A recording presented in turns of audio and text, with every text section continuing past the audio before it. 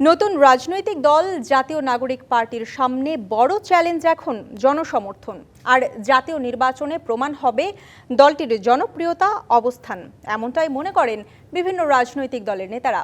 তবে রাজনৈতিক বিশ্লেষকরা বলছেন, দেশের মানুষের কাছে গ্রহণযোগ্যতা তৈরি করতে না পারলে আগামী জাতীয় নির্বাচনে ভোটের মাঠে জায়গা করা কঠিন হবে নাগরিক পার্টির। এ বিষয়ে বিস্তারিত জানাতে আমাদের সাথে বার্তা কক্ষ থেকে সরাসরি যুক্ত হচ্ছেন সহকর্মী নূপুর মাহমুদ। নূপুর, আমরা গত ২-৩ মাসেই দেখেছি যে দল গঠনের একটা প্রক্রিয়ার অংশ হিসেবে দলের সদস্যরা জনমত জরিপ চালিয়েছে, মানুষের দোরগোড়ায় গিয়েছে, অনলাইন এবং অফলাইন জরিপও করেছে। এবং নতুন রাজনৈতিক দল জাতীয় পার্টির সামনে বড় চ্যালেঞ্জ এখন জনসমর্থন, এমন মনে করছেন আসলে রাজনৈতিক দলগুলো। কি মনে করছেন আপনি যে কতটা জনপ্রিয়তা আসলে তারা অর্জন করতে পেরেছে? দেখুন, যে বিষয়টি আপনাকে আমি আজকে বলবো সেটি হচ্ছে কালকে যে ছাত্রদের নতুন রাজনৈতিক দল ঘোষণা করা হয়েছে সেটি নিয়ে আসলে কিছু কথা থেকে যাচ্ছে আর কিছু কথা উঠে আসছে।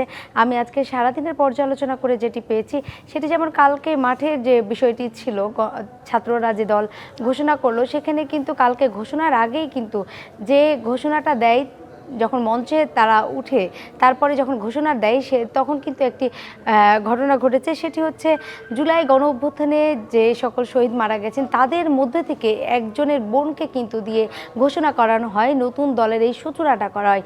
এটি কিন্তু মানুষের চোখে খুব নজর কেড়েছে আর মানুষ কিন্তু এটি নিয়ে নানা আলোচনা করছেন বা তারা কিন্তু তাদের সাধুবাদ জানাচ্ছে। আসলে জুলাইয়ের যে গণ অভ্যুত্থান এই ধারাবাহিকতাটা যে আসবে বা সামনে যে টিকে থাকবে, এ বিষয়টা কিন্তু আবারও স্পষ্ট হচ্ছে যে ছাত্ররা আসলে যে রাজনৈতিক দল করতে যাচ্ছে সেটি আসলে কেমন হতে যাবে। সূচনাটাই যদি এইরকম হয় তাহলে আসলে শেষটা কেমন হবে, এরকমটা অনেকেই কিন্তু ভাবছে।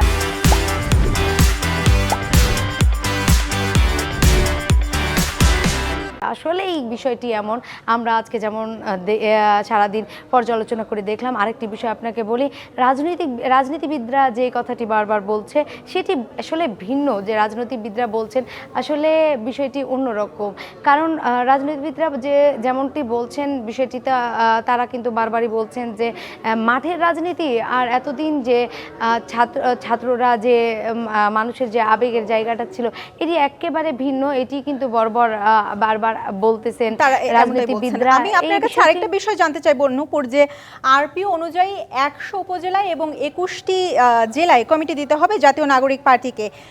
নির্বাচন কমিশন জানিয়েছে যে ডিসেম্বরকে ধরেই আসলে তারা নির্বাচনের প্রস্তুতির নিচ্ছে এবং এই যে ৮ মাস এখনো সময় আছে, এই ৮ মাসের মধ্যে আসলে নতুন দল নির্বাচনের জন্য কতটুকু প্রস্তুত হতে পারবে, কি মনে করছেন?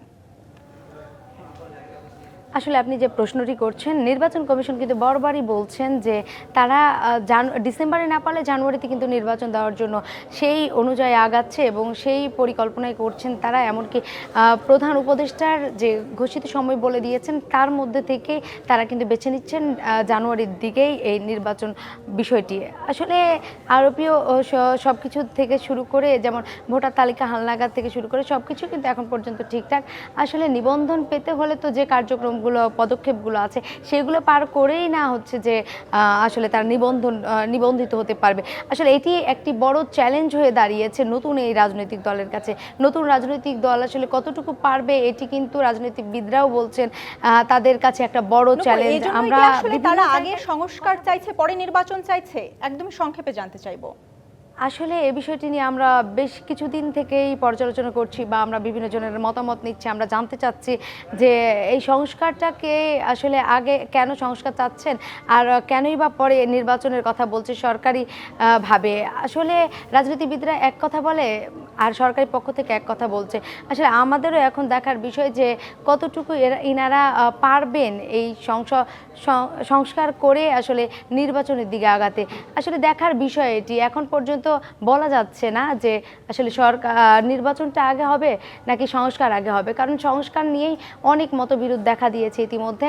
বিএনপি বলছেন আগে হচ্ছে কিছুটা সংস্কার করে নির্বাচনের সমান নির্বাচন যেন দেওয়া যায় এই পর্যায়ে যেতে।